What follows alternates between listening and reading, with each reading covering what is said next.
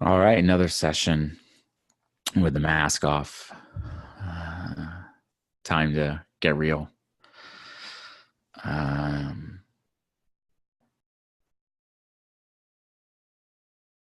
I recently re-listened to Don Miguel Ruiz and his cornerstone book for personal development, The Four Agreements. And in that book, he talks about these agreements that we've really made with ourselves. We think we've made them with the world. It's our assessment of the world, our judgment of the world, the meaning that we've prescribed to ourselves about how the world treated us or people treated us. We create an agreement with ourselves about ourselves, and that you've got to undo those. You've got to find those agreements and undo them and create new agreements and reinforce those new agreements. And I stumbled across two agreements recently that one's very familiar and one's kind of new, feels new, that there is an opportunity to create new agreements for. One agreement that I have with myself, I'm seeing, is that I am not good enough. And it drives so much of my behavior. It's not even funny. My insecurity that I'm not good enough drives me to do all kinds of things to put myself in put myself in the light and put myself up front and center so I can be seen by others and be admired and appreciated by others, so that I can prove that I'm good enough, not just to you. It's not really about you. Prove that I'm good enough to myself. Because if I can get validation from you, then that means that I am good enough, even just temporarily, momentarily, to let go of that insecurity, to temporarily relieve the sense of insecurity. And I used to do that with drinking, and I've come such a long way in this journey. So I'm definitely not starting at zero, but the work always continues. So I can see there's this agreement that I'm not good enough, and there's new agreements to create. And I've never found it to be useful to just swap out the negative language for positive language. I'm not good enough, and then just say I am good enough, because there's just this part of your ego that just can't quite hear it, or just calls bullshit on it. And you kind of buy that bullshit too. The agreement can't fully be slammed shut. So an agreement that with myself that is more authentic is I am love. I mean, that's what's in my heart, is love for others and love for myself. That's a very authentic side of my humanity. It's my deep love for people, my deep love for myself, or including myself. So that's a new agreement to make. I don't want to psychoanalyze my previous agreement too much, but it is interesting to observe it playing out. And Don Miguel Ruiz talks about this being a parasite of the mind. It's this parasite that gets into us, and we create these agreements, and we live in a false dream. We live in a hell, a version of hell in our minds, and it creates all kinds of distortions of how we see the world, or don't see the world accurately. Man, that's so true. But the parasite can be killed. You can almost suffocate it with the way that you live out the four agreements. You can suffocate the parasite growing in your mind by keeping your word and not making assumptions and not taking things personally. Key agreements with yourself.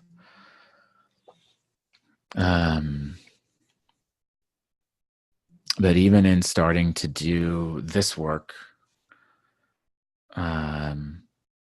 men's work, developing programs for people, wanting to serve others, one, I can just see how the whole foundation of it is driven by that old agreement that I'm not good enough. And I can see that popping up over and over again. the fact that I'm even doing it. Why am I motivated to do it? Am I motivated to serve people? No, not all the time. Sometimes, but a lot of the time I'm motivated to get validation. Get validation from others. But it shows up in little ways too. Like, I pay attention to peers, people I consider my peers. Some call them competitors, but it feels better for me to call them peers.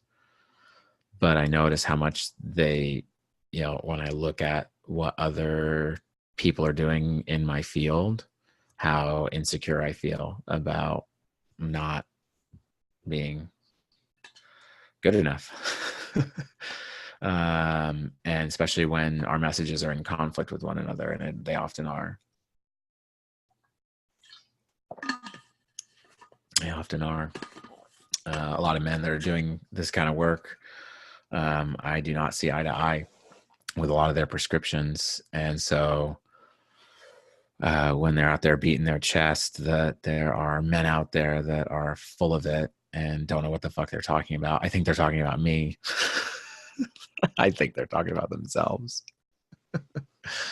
I wrote an article about how arrogance and insecurity are two sides of the same coin. I think that's so true. Like, if I'm insecure and I see these peers speaking about their view on masculinity and on the development of men and just people in general, humanity, how human beings tick, and what's important for us to do, and how to be in the world. I think they're talking about me. And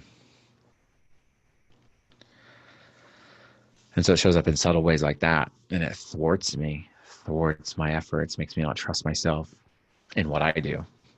Yet I have countless people who have come up to me personally and said that the work that I've done with them has changed their life forever. But it's never enough. It's never enough.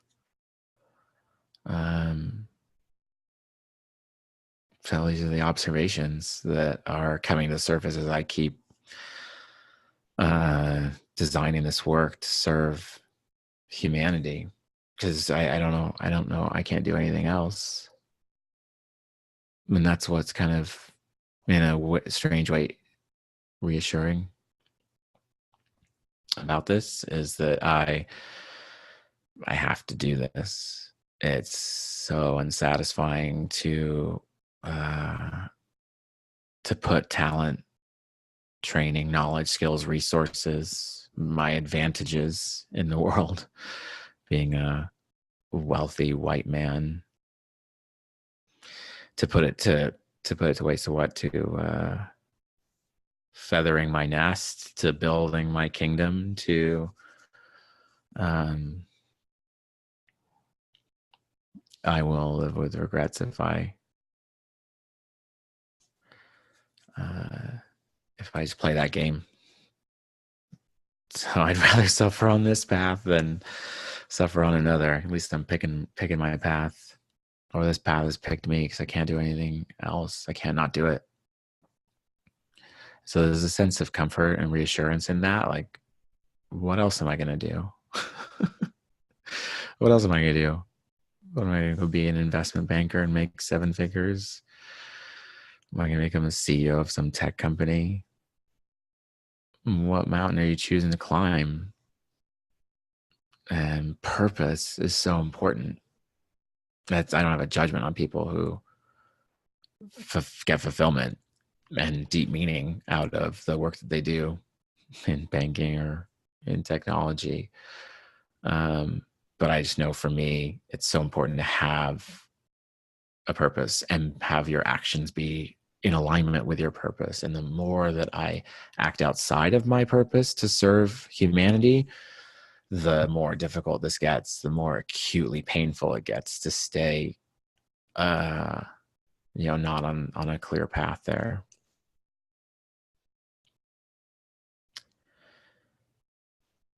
And I've always believed and seen that those that can't teach, those that can't do, teach. I think that's an incomplete statement. Those that can't do, teach, because that's how they do. You know, the journey of becoming my fullest self, my fullest expression of my power and my complete integrity with myself and authenticity and connection to God, or source, to spirit, involves teaching others. Because if I'm not teaching others, I'm not learning. So yeah, those that can't do, teach, because that's the way they learn. That's the way that I'm learning. Is I've got to throw something as radical out there, like you can live an incredibly peaceful, powerful, and fulfilled life if you work for it. If you're willing to sit through the fire, sit through the uncomfortable circumstances, the uncomfortable conversations, the uncomfortable truths, face the uncomfortable truths about yourself, and disappear into them, die into them, surrender to them, and start to change your habits and your behaviors with clear and demonstrable action in your life daily. That's what I work with people to do. And I got to walk that path myself. And that's, you can't have bullshit in this. You can, but it's unsustainable. It's an unsustainable business model. Bullshit is an unsustainable business model, specifically and definitely in personal growth. You got to be surrendering yourself. You got to be putting yourself on the altar first. There's been so many times in the courses that I've delivered for men where I've designed an assignment or designed a space for us to address something like fear or doubt or loneliness or just darker parts of ourselves, regrets. Designed an assignment. This is going to be so great for them. They're going to get so much out of this. And it comes time to actually execute it, perform it, demonstrate it, show it, bring men into it. And I've had to go first. And then it's like, oh fuck, that's why I do this, is because I need the medicine too. So it's really nice to stand shoulder to shoulder with the people I work with, because I grow and I know it's real and they know it's real.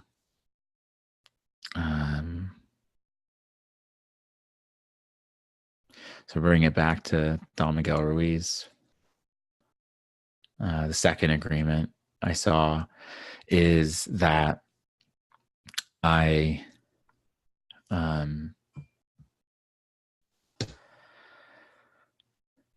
don't want something that I don't think I should want, or if other people think I shouldn't want it. And that's an agreement I can see, started pretty young. It's a conversation that started pretty young. Someone told me that's not appropriate. You shouldn't want that. That's not allowed. But yet, either in my head or my heart or in my crotch, I wanted it. I started suppressing that. And suppressing and masking my desires has been an art of mine. I've developed into an unhealthy art, masking my desires from myself, tricking myself to think that I don't want something when I actually do. And that shows up in so many areas. I start to see how much I don't allow myself to want. I put my own limits on what I will allow myself to want, because I'm not supposed to want a whole lot of money, or I'm not supposed to want promiscuous, boundary pushing sex. I'm not supposed to want those things. I'm not supposed to want to be desired by other people, men and women, to be admired. or respected by other men. I should just be secure in myself. But then there are these wants, there's these desires, and then I hide them from myself. So it's a game of, it's like this game I play to hide those things from myself. Instead of just admitting that I want them. That's the agreement that I've starting to put in place with myself, is it's okay to want. It's okay to want. In fact, it's okay to want, and things might not even happen that you want. I think there's so much wrapped up in our expectations and disappointment that if we won't get what we want, if we allow ourselves to want it, if we finally admit, oh, this is what I want, or we communicate that to people who can give it to us, and we don't get it, the disappointment is why we hide and obfuscate those wants from ourselves even. And there's something to be said about the freedom that comes from just allowing yourself to want something with no attachment that it's going to happen, or no attachment that it needs to happen, or that it will. But not suppressing the want, not suppressing the desire, acknowledging it in yourself and sharing it with others so that it has some space to be what it is, a desire or a want. And that's so much of the work that we have to do, and that we get to do in this kind of work, is recognize thoughts and emotions that come to the surface and acknowledge them and respect them and give them credence or space to be what they are, so they can actually move on, dissolve, be let go of, pass through you. And the more I hold on to wants and hold on to them by not admitting that I do want them, they become solid. They become their own entity, like in a parasite, like Don Miguel Ruiz talks about, this parasite that gets embedded in the body, in the mind. I want this, and I'm not going to admit that I want it. I'm not going to even admit to myself that I want it.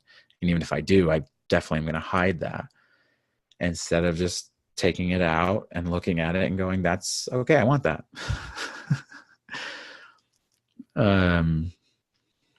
This is what I want. And not being judgmental of yourself for having those wants, and then allowing them to be there allows you to re-examine, well, is it really that important to me? Or is it just something that I say I want? So in a way, it's almost like we don't really know what we want, because often when we get it, we're not satisfied. I don't know if that's happened with you. That's definitely happened with me. When I thought I wanted a certain amount of income, oh, I've got to break 6 figures, or now multiple 6 figures. I want freedom from my marriage. I don't want to get out of my marriage. You know, you got to be careful what you wish for. Because if you really haven't examined why you want those things, when you get them, you might not really enjoy it. It might not be prepared for how it really feels. It's like, be careful what you wish for, because you may get it. Be careful what you wish for, because you may get it. And when I got divorced, I got supposedly the freedom that I was looking for. I stepped away from my marriage and went and had a whole lot of fun, drinking, partying, chasing women, just being stupid, but working through something. So not being stupid in terms of being reckless, but also just working through something.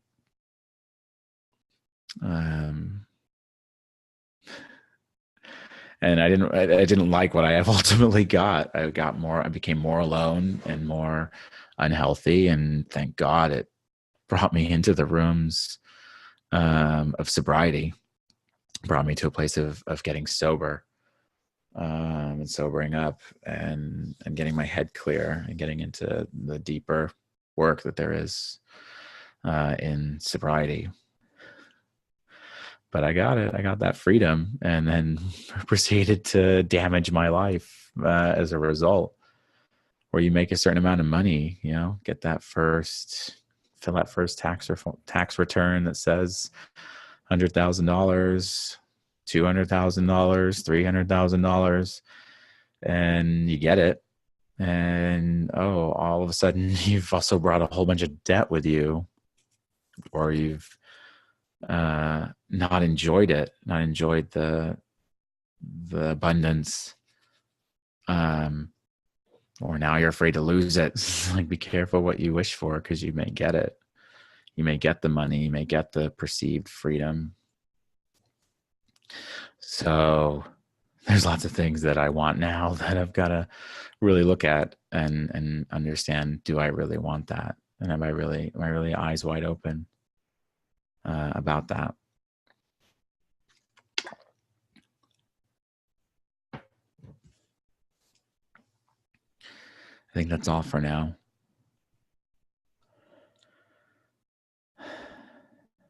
So, another mask off session. See you guys next time.